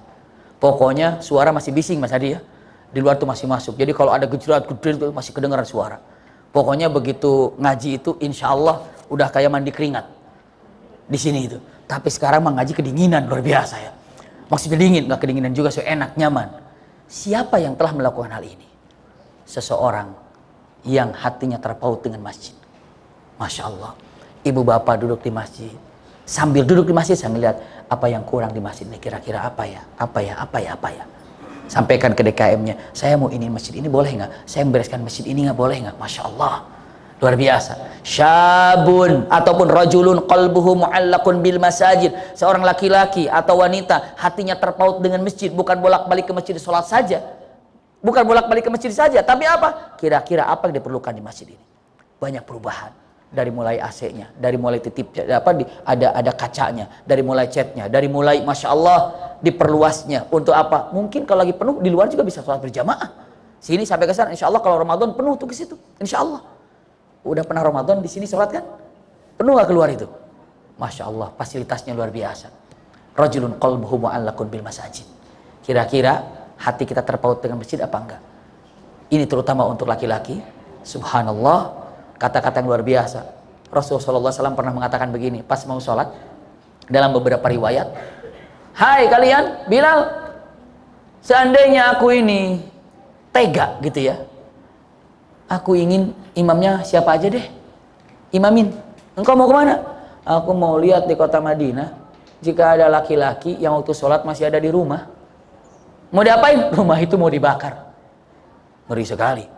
Kalau ada kata-kata itu waktu sholat pada dekat masjid, terus laki-laki itu nggak ke masjid, terus harus dibakar rumahnya, kira-kira ada berapa yang tersisa di Jakarta ini? Bakar semuanya kali. Iya. Itu saking Rasulullah ke masjid. Subhanallah. Khutwatuka ilal masjid. Wahai rijal, laki-laki, langkah anda ke masjid itu seperti langkah menuju surga Allah Subhanahu wa ta'ala. Masya Allah. Tapi saya kan Nabi maki, saya mah perempuan di rumah seabdol-abdolnya. Iya, wanita di rumah saja kalau lagi sholat, kecuali lagi ada acara-acara seperti ini. Tapi kenyataannya, punten, kalau suaminya bisa diajak untuk ke masjid, diarahkan ke masjid, ibu akan mendapatkan pahala yang sama. Masya Allah, indah. Ini rajulun qalbuhu mu'allakun bil masajid. Berapa sekarang? Ke berapa? Keempat. Wa rajulani tahabba fillah ijtama'a alaihi wa tafarraqa alaihi. Seorang laki-laki atau perempuan yang saling mencintai karena Allah. Sahabat, semua laki-laki dan laki-laki mencintai karena Allah. Akhwat saling mencintai karena Allah. Ini luar biasa. Kenapa? Banyak sekarang ini, punten mungkin dari dulu juga, persahabatan terjadi bukan karena Allah. Tapi apa coba? karena dianya seorang apa, karena dia seorang apa, baru dekat dengan persahabatan. Hati-hati, kalau ada persahabatan bukan karena Allah, nol nilainya. Sekarang tinggal cek ayahanda bunda, seberapa banyak sahabat yang dimiliki, ikhwah akhwat yang mulia, seberapa banyak persahabat yang dimiliki, yang dipunyai, yang dimiliki, dan didasarkan karena Allah. Berapa coba? Apakah semua teman kita ini sudah dicintai karena Allah? Apakah teman ini dicintai karena Allah ataupun karena ada apanya? Iya, bukan apa adanya. Saya cinta dia karena dia seorang dokter, nanti kalau ada apa-apa saya tinggal minta tolong resepnya. Saya sahabatan dia karena dia kan seorang polisi, maka kalau ada urusan apa saya bisa minta telepon ke dia. Saya temenan dia karena dia orang apa. Punten, kalau masih melakukan persahabatan itu nol, tidak akan pernah ada nilainya kelak di akhirat. Tidak ada. Tapi punten, sekarang yang ibu dan bapak, ikhwah akhwat miliki, berapa banyak sahabat, cek dalam hati, sahabat yang kita miliki itu sudah dicintai karena apa? Karena Allah apa bukan? Kalau sudah karena Allah, siap-siap selamat di alam mahsyar. Kalau sudah bukan karena Allah, mengerikan sekali, ngeri sekali. Insya Allah semuanya cintanya karena Allah. Ya Allah, saya mencintai dia karena Allah, saya mencintai dia karena Allah. Buktinya apa? Coba buktinya apa? Kalau saya bertanya melalui pendapat para alim ulama, saya mencintai dia udah karena Allah, harus ada buktinya. Kalau dikatakan buktinya ini mungkin tambah sedikit lagi yang mencintai karena Allah. Apa buktinya? Buktinya adalah sanggup mendoakan sahabatnya fi dhahril ghaib. Artinya apa? Sanggup mendoakan sahabatnya dalam kesendirian dia. Habis sholat dia doakan sahabatnya, Allah, fulan, berikan dia ini kemudahan dalam menghadapi masalahnya. Berikan dia kesabaran tanpa dikasih tahu sama temannya itu. Rahasia. Oh, sudah diomongin. Selesai sholat, WhatsApp. Kamu tahu nggak? Aku sholat barusan doakan kamu. Alah, itu mah ada apanya itu mah. Nggak usah bilang-bilang. Itu kalau sanggup melakukan benar-benar dia telah mencintai karena Allah. Itu adalah buktinya. Jadi kalau ibu mengatakan, Alhamdulillah bimaki saya sudah mencintai dia karena Allah, sering doa untuknya. Dalam keadaan kesendirian, dia tidak tahu Anda doakan. Belum pernah sih. Nah itu sekarang, buktikan itu. Karena ketika mendoakan orang yang kita kenal, tanpa dikasih tahu oleh dia, hakikatnya doa itu sebelum dikabulkan oleh Allah kepadanya, doa itu untuk kita terlebih dahulu. Karena apa? Karena malaikat mendoakan, amin, untukmu juga. Maksudnya mendoakan, ya Allah, sebelum engkau kabulkan doa ini untuknya dari fulan, maka doa ini untuk fulan dulu kabulkan. Makanya tidak boleh mendoakan buruk kepada sama muslim. Kenapa? Karena akan balik kepada yang mendoakannya. Mengerikan sekali. Lanjut, ke berapa sekarang? Nomor 6, Masya Allah. Apa itu? Oh, nomor 5. Ya punten, biasa aja Bu, Pak. Ya, nomor 5 sekarang. Ya. Kalimat yang ada, rajulun wa rajulun da'athu imra'atun dzatu mansibin wa jamalin faqala inni akhafullah. Masya Allah. Rajulun, seorang laki-laki, ini sebutnya da'athum ra'atu dzatu mansibin wa jamalin. Seorang laki-laki diajak untuk berbuat zina. Dan punten, waktunya aman, nggak ada yang tahu, dalam keadaan waktu aman, situasi nyaman, tapi dia mengatakan, nggak, ini akhafullah, saya takut karena Allah. Padahal saling mencintai, aman suasana, tempat nyaman, nggak bakal ada yang tahu, tapi dia katakan, aku takut karena Allah. Masya Allah. Orang yang seperti itu seperti Nabi Yusuf alaihissalam. Nabi Yusuf coba. Nabi Yusuf. Bagaimana wanita ini, Imra'ah Azizah ini sangat mencintai Nabi Yusuf. Dia coba cari celah. Kiri kanan. Subhanallah. Nggak dapat. Akhirnya untuk dipaksa demikian. Dan ini adalah bukan sebelumnya tidak ada usaha. Sebelumnya juga sudah ada usaha.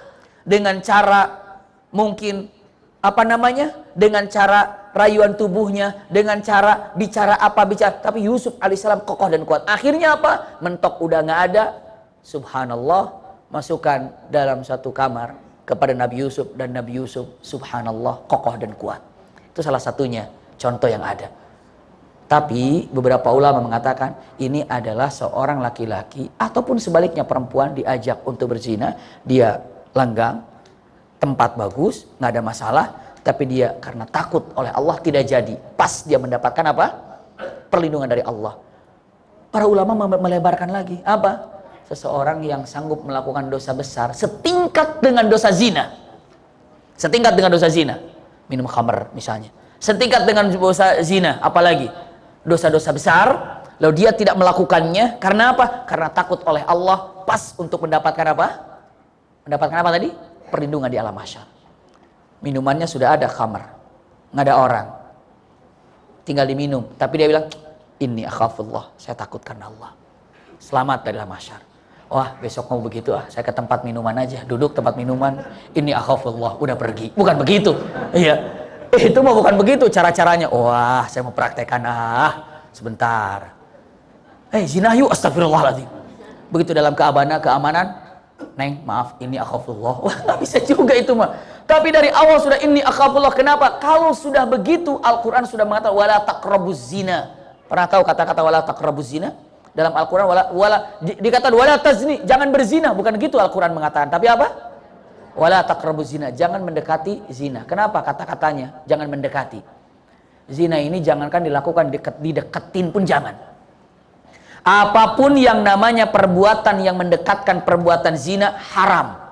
Jika handphone ini menjadikan dekat dengan perbuatan zina karena WhatsApp dengan seseorang, yang mana seseorang itu membuat Anda bisa berzina dengan mata Anda, berzina dengan tangan Anda, rayuan-rayuan, punten.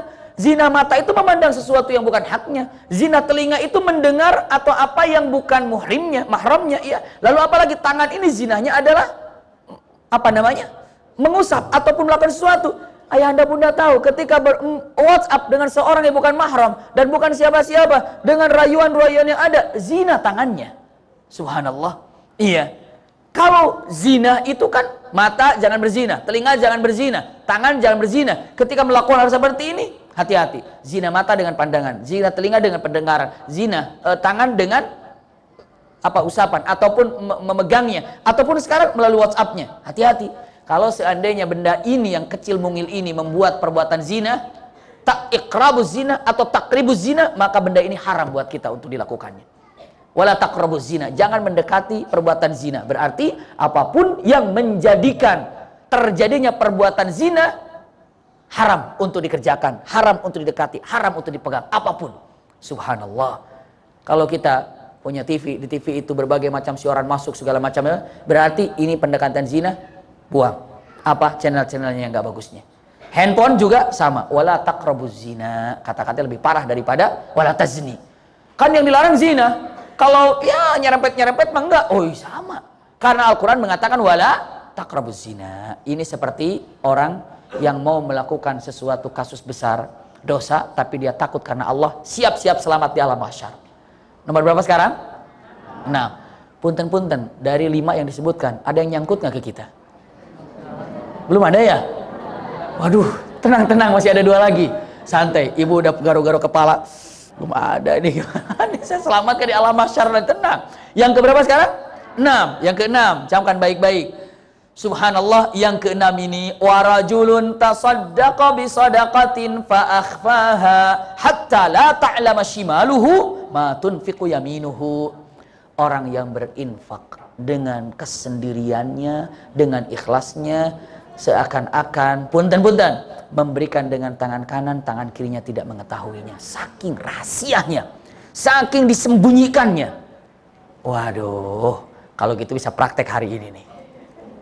Ada kotak amal, Masya Allah, diam-diam, masukin, ya Arab. Iya. Jadi jangan sampai belum ada orang, begitu ada orang, wah masukin, sama aja itu ria. Iya, ria. Kenapa? Karena yang namanya ria ini bisa menyerang kepada siapapun.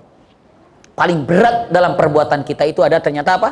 Ria. Rasulullah mengatakan, yang paling akuti bagi umatku, yang paling aku takuti bagi umatku itu bukan Yahudi dengan senjatanya, tapi apa? Ria yang ada dalam hatimu, karena saat Anda melakukan apapun, haji sekalipun yang dahsyat, kalau ria, 0. Subhanallah. Nah, sampai kalau Anda ingin diselamatkan di alam mahsyar nanti, berinfak dengan sembunyi-sembunyi, tangan kiri aja nggak tahu saat tangan kalian memberikannya. Kenapa? Saking ikhlasnya. Nggak usah dibilang-bilang kalau namanya kalau infak itu. Jangan bilang mengatakan, maaf ya, saya bukan sombong ya, ini masjid karpetnya dari saya, maaf ya, bukan sombong, maaf bukan sombong ya, ini lampunya tuh kalau mati atau apa saya ngurusin nih, maaf ya, maaf, ini bukan sombong, saya contoh aja, contoh gitu, contoh, maaf ya. Nggak usah bunda begitu ayahanda. Diam aja. Sir rahasia. Nggak usah dikasih tahu sama orang lain. Kenapa? Itu ada doa yang luar biasa. Masya Allah. Dan ini adalah diselamatkan kelak oleh Allah di alam mahsyar. Infak. Tanpa diketahui oleh orang lain. Subhanallah. Pernah satu saat simpan kalimat ini baik-baik. Ada teman. Habib Maki Jumatan di mana? Saya bilang saya di Bintaro. Ikut dong. Kenapa? Kan di depan kamu juga ada masjid. Nggak, saya mau ikut di Bintaro aja maaf ya. Kenapa? Ini soalnya entarlah di mobil kasih tahu. Ya udah. Terjalan. Saya jemput habis kajian, di jalan nunggu jalan. Kenapa? Mau ikut sama saya Jumatannya. Depan gini. Masjid itu kalau habis infak itu suka diumumin sih. Saya udah bilang nggak usah diumumin, tapi ya diumumin aja katanya sebagai contoh. Lagian saya lumayan sih Abi, ya maaf ya, infaknya cukup besar. Itu udah kena di situ. Iya. Terus kenapa? Saya diam aja. Ya cukup besar sih Abi ya. Ya nggak usah dibilang lah, takut riak saya. Udah ngomong juga udah riak di situ kan. Oh ya udah nggak usah, saya bilang nggak bakal tahu. Nggak, saya nggak tahu nggak apa-apa. Makanya nanti diumumin, bayangin diumumin dari fulan sekian. Kan gimana saya di situ kan takut ada riak. Makanya saya lebih baik sholat Jumat sama Abi aja dah. Oh ya udah nggak apa-apa. Jumat di Bintaro, selesai Jumat, duduk di mobil, dia bilang, aduh, susah Ria Abi. Kenapa? Tahu nggak? Pas saya duduk di masjid tadi, lagi omongin pengumuman masjid, dalam hati saya udah diumumin belum ya nama saya di masjid sana?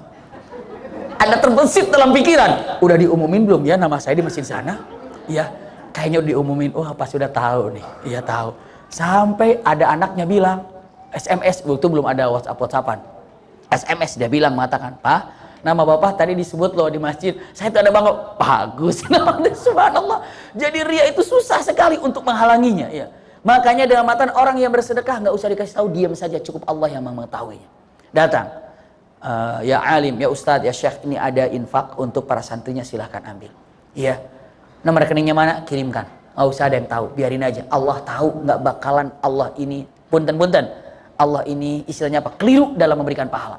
Kita datang ke sini, masya Allah mungkin ada yang pakai kerudung warnanya sama, ada yang pecinya sama, ada yang nggak pakai peci semuanya. Punten-punten, kira-kira ketika malaikat mau kasih pahalanya, ketukar nggak kira-kira? Tidak. Tolong berikan sama yang kerudung warna hitam misalnya. Ya Allah banyak, nggak bakal begitu. Tahu ini fulan. Kenapa? Rizki ini tidak akan pernah apa? Ketukar. Subhanallah. Camkan baik-baik, ternyata orang yang bersedekah diam-diam dan dengan keikhlasan tangan kanan memberi, tangan kiri tidak tahu saking ikhlasnya. Bisakah kita melakukan hal seperti ini? Masya Allah, kayaknya agak enteng nih ya. Kayaknya masuk di sini nih. Masuk, kayaknya langsung. Yes, masuk ini nomor 6 kayaknya nih. Kita banget. Langsung ibu bapak ngeliat ke mesin nih. Kotak amal mana? Kotak amal mana? Dia bilang, "Ma, begitu selesai, Bang, sini kotak amalnya. Saya mau praktekkan yang ini, yang nomor 6 tadi, cuma 500.000 nggak apa-apa ya." Subhanallah, itu mau diomongin juga itu. Diam-diam bunda, ikhlasnya luar biasa. Masya Allah, lagi jalan tiba-tiba rekening, catat, kirim, nggak usah ada yang kasih tahu. Diam-diam aja. Ini hal yang luar biasa. Terakhir, nomor berapa ini? Nomor 7. Masya Allah, ini dia nomor 7-nya. Dengan kalimatnya, subhanallah. Wa rajulun dzakarallah khalian fafadat ainah. Orang yang duduk menyendiri, menyebut nama Allah, berzikir fafadat ainah, terus air matanya mengalir dan air matanya meneteskan air mata. Subhanallah. Jadi zikir duduk, meneteskan air mata sambil nangis, ya Allah, ya Allah, ya Allah, tetesan air matanya keluar, siap-siap. Yang tetesan air mata tadi akan membawa dia kemana? Keselamatan di alam mahsyar. Menyebut nama Allah dengan kesendiriannya. Subhanallah. Khusyuk nikmat menyebut nama Allah. Sekarang saya tanya sama ibu bapak, berapa kali ibu bapak menyebut nama Allah sampai meneteskan air mata? Ya Allah, ya Allah, ya Allah, kok nggak nangis-nangis? Ya Allah, ya Allah, kenapa nggak nangis ya? Nah, itu sebetulnya begitu nikmat Allah, bergetar hatinya. Dikatakan, wa idza dzukirallahu wajilat qulubuhum. Wajilat nggak gitu? Coba ibu bapak mendengar sebut nama, ya Allah, kerasa gimana? Ganti dengan dolar, kayaknya lebih gemetaran dolar gitu ya. Atau kata 1 juta, 2 juta, 3 juta. Bayangin setumpuk duit, 10 juta, 20 juta. Merinding, 30 juta. Tapi ya Allah, kok enggak? Kenapa ya? Kenapa? Nah, ini dia. Kalau menyebut nama Allah dengan indah, Masya Allah, nyaman dan indah dan nikmat sekali. Siap-siap bunda. Siapa saja yang sering menyebut nama Allah dengan ikhlas, dengan cinta, sampai meneteskan air mata, satu, di alam mahsyar selamat. Dua, ketika menyebut nama Allah dalam sakaratul maut, nikmat la ilaha illallah, lepas nyawanya. Yang ini pernah saya sampaikan di pertemuan dulu. Kenapa? Karena sering menyendiri nyebut nama Allah. Ketika di alam mahsyar, man rabbuka? Rabbi Allah. Kenapa? Karena dia sering menyebut nama Allah dengan cinta. Ibu bapak jangan berharap bisa menyebut kalimat tauhid saat melepaskan nyawa ini kalau belum pernah merasakan nikmatnya menyebut nama Allah saat hidup ini. Ibu bapak jangan bermimpi bisa menjawab dengan cepat man rabbuka ketika ditanya oleh munkar nakir kalau seandainya ibu bapak belum pernah merasakan nikmatnya menyebut nama Allah saat dalam berzikir. Dan jangan pernah merasakan akan selamat di alam mahsyar kalau belum pernah merasakan nikmat nyebut nama Allah, kalimat yang indah, la ilaha illallah atau Allah. Subhanallah. Udhkurullaha firraha yadhkuruka fisyiddah. Ini kalimat yang luar biasa. Anda menyebut nama Allah dalam waktu luang, lagi santai, lagi luang, di dapur, di rumah, di perjalanan, nyebut ya Allah, subhanallah, subhanallah, subhanallah. Setiap Anda menyebut nama Allah dalam kesendiriannya, dalam kenikmatannya, punten, dalam keadaan santai, siap-siap ketika dalam kesulitan, Allah akan memudahkan ibu saat ibu dalam keadaan apa? Sulit.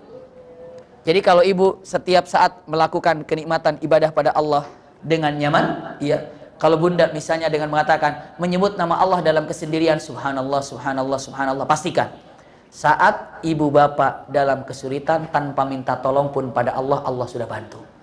Karena terbiasa menyebut nama Allah. Ini mah kita kebalik, saat sulit baru nyebut nama Allah. Bisa dipahami bunda ya? Ayahanda, dari 7 yang ada ikhwah akhwat, kira-kira yang enteng yang mana? 1 lepas, 2 lepas, 3 lepas. Yang bikin pede yang mana nih? Nomor 7 kali ya? Nomor 7? Nomor 7? Subhanallah. Nomor 7 mau begini, punten. Astagfirullah ya. Lagi anak saya. Iya. Nomor 7 subhanallah. Nah, punten. Lagi nikmat nyaman-nyamannya. Camkan baik-baik. Usikum wa iyaya nafsi bitaqwallah. Ibu akan bilang, "Abi kayaknya nomor 7 paling enak nih." Masa sih? Iya, nangis gitu. Oh, harus tahu tangisannya Rasul kayak apa. Rasulullah kalau udah nangis di malam hari, Abu Bakar kalau sudah nangis di malam hari, itu kan barometernya, ukurannya. Abu Bakar kalau sudah malam hari, Rasulullah kalau sudah malam hari, tangisannya itu kahulayail. Sampai nih jenggotnya basah. Itulah tangisannya nomor 7 itu. Jangan sampai, ya Allah, krek 1, sorga. Bukan begitu sih. Baru segitu udah bilang sorga. Tangisannya harus benar-benar ngalir sampai patut. Umar bin Khattab ini kan putih ya, jadi ada hitamnya di sini. Kenapa? Karena saluran air apa? Air tangisan di sini. Nangisnya di sini.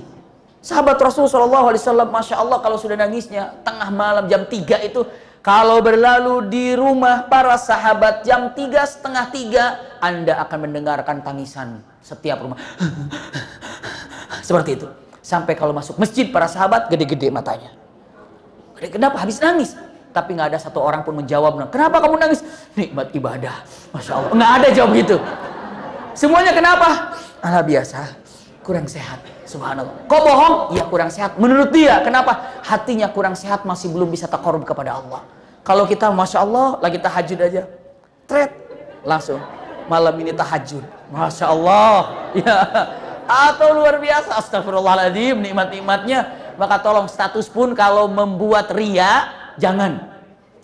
Duh mau sampai status, jangan takut ada ria, enggak. Subhanallah, nanti aja habis pengajian sama aja. Iya. Subhanallah. Makanya hati-hati dengan orang yang terkenal hijrah gitu kan. Kalau dia ingin diketahui orang lain kalau saya sudah hijrah, nilai hijrahnya 0. Cukup Allah yang tahu tentang hijrah kita. Cukup Allah yang tahu tentang hijrah kita. Banyak di antara teman-teman kita, sahabat-sahabat kita, mungkin yang namanya selebritis, mungkin yang sudah tahu, dia sudah hijrah, sudah belajar, sudah baik, tapi ibu bapak tidak mau mengenalnya. Ketika saya tanya, kenapa saya ingin belajar sini? Kenapa? Karena saya belum mampu untuk menerima pujian orang kalau saya sudah hijrah. Masya Allah. Ada siapa yang mengatakan demikian? Iya, kenapa? Karena takut nilai saya 0 di hadapan Allah. Karena apa? Walau bagaimanapun saya masih lemah untuk bisa mendukung daripada pujian. Saya adalah orang yang tidak tahan pujian. Saya katakan benar, manusia itu tidak tahan pujian. Kalau manusia tahan pujian, mustahil Allah menyimpan ayat 2 di surat pertama, kalimatnya setiap hari kita baca, Alhamdulillahirabbil alamin. Kenapa? Segala puji yang sempurna milik Allah. Kenapa Allah katakan itu? Setiap sholat dikatakan, karena Allah tahu manusia tidak pernah tahan pujian. Makanya kalau ibu dipuji, katakan puji milik Allah, saya tidak pantas untuk dipuji. Jadi apapun yang ibu hadapi, ayahanda hadapi sekarang, serahkan puji pada Allah, maka ibu akan aman dan akan santai dalam kehidupan. Amin ya rabbal alamin. Punten ayahanda bunda, ini saja dapat saya sampaikan. Mudah-mudahan ada manfaatnya. Insya Allah kehadiran kita majelis Allah Subhanahu Wa Taala.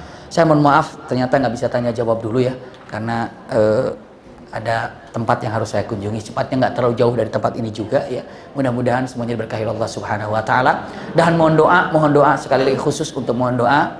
Mungkin ada di antara ibu bapak yang ikut mendaftar. Tapi kalau yang sudah mendaftar juga alhamdulillah, yang belum mendaftar karena sudah tertutup pendaftarannya dari sejak lama. Kami mengadakan acara sehari bersama Rasulullah SAW di Hotel Gumati Sentul. Ini periode pertama. Dan alhamdulillah, Masya Allah, itu hotel sudah dibuka 50 kamar penuh, 100 kamar penuh, 120 kamar penuh. Akhirnya harus ke resort-resort yang terkecil. Dan Masya Allah, mungkin lebih daripada 400 peserta. Padahal target kita hanya 200. Tanggal 30, tanggal 31, saya akan menyampaikan tentang sejarah Rasulullah selama 16 jam. Saya sendiri yang akan menyampaikannya. Saya juga deg-degan. Kenapa? Karena saya takut tidak mampu untuk menyampaikannya. Karena saya harus menceritakan seseorang yang dicintai oleh Allah. Seseorang yang paling pandai mendekatkan diri kepada Allah. Mungkin, mohon maaf kalau di majelis taklim yang kami sayangi di Masjid Al-Hakim ini tidak sempat mendapatkan kabar, begitu ya. Karena ya mungkin mohon maaf tidak sempat dapat kabar. Insya Allah di lain kesempatan kita akan buka lagi. Jadi sehari bersama Rasul Shallallahu Alaihi Wasallam itu menceritakan tentang Rasul Shallallahu Alaihi Wasallam dari awal sampai akhir. Kalau diperkirakan sekitar 16 jam berbicara. Seperti itu. Itu tanggal 30, tanggal 31 Maret di Hotel Gumati Sentul. Ternyata antusiasnya cukup banyak. Dan insya Allah nanti setelah itu kita akan buat lagi, lihat situasinya dan lihat keadaannya. Tapi saya mohon maaf dan mohon doanya juga dari ayahanda bunda yang soleh-solehah. Semoga acara ini lancar dan saya bisa menyampaikan dengan khidmat, bisa menyampaikan dan ada manfaatnya untuk kita semuanya. Amin ya rabbal alamin.